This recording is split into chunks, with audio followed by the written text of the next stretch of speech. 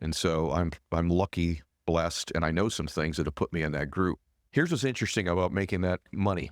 For people that make $500,000 a year and up, they're 4 times more likely to file bankruptcy than people that don't. For people that make $1 million a year, they are 8 times more likely to file bankruptcy than someone who does not make $1 million a year.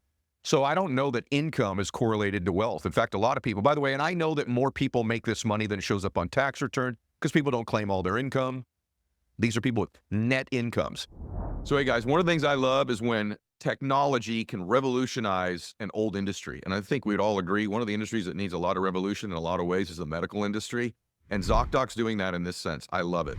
One of the hardest things to do in the world is to find a doctor that you click with that takes your insurance, by the way, and that's local. ZocDoc is a free app and website where you can search and compare high-quality, in-network doctors, choose the right one for your needs, and click to instantly book an appointment, typically in 24 to 72 hours. We're talking about in-network appointments with more than 100,000 healthcare providers across every specialty, from mental health to dental health, eye care to skin care, and much more. Plus, ZocDoc appointments happen fast, typically within 24 to 72 hours of booking.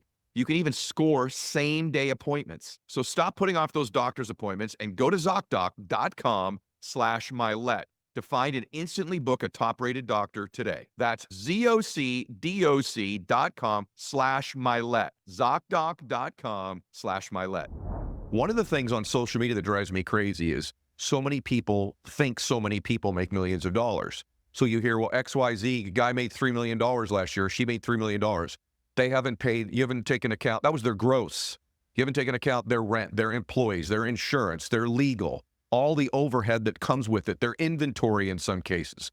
Also, this big thing on social media, so-and-so exited their company for 50 million or 500 million or $1 billion. That doesn't tell you anything. You don't know, number one, what percentage of the company they owned. You don't know how much debt they had. You don't know how many people they had to pay off that are other shareholders or investors. You don't know what they paid in taxes.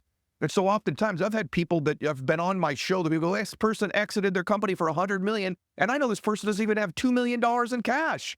So this whole money conversation online and anywhere right now is very bizarre and perverted and isn't always telling the truth. Turns out that most of the people don't make $1 million a year, especially if they don't run a hedge fund or they're a fund manager or they can throw 25 touchdowns a year or dunk a basketball.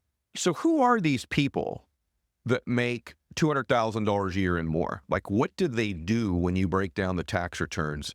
So some of them are very successful executives at companies or even high-end executive assistants.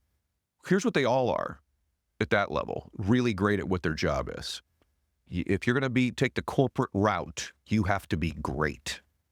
Okay? You have to be great. Many of them are in sales. They're in persuasion. They help people make decisions by buying things, real estate, life insurance, automobiles, things of that nature, pharmaceutical sales. So many of them are in sales. I'm talking about now, by the way, minus athletes and fund managers.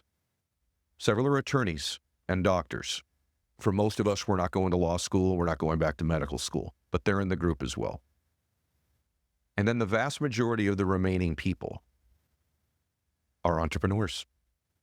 They have found a way to solve people's problems. They've started businesses. None of them were born entrepreneurs. Most of them had jobs before they started the business. Most of those people have failed in multiple businesses before they became successful in the one they're now pretty successful in. I can tell you this, all of them have faced adversity. All of them had fears. All of them had people in their family telling them they were crazy. All of them have had people tell them they're not going to win. All of them have had people root against them.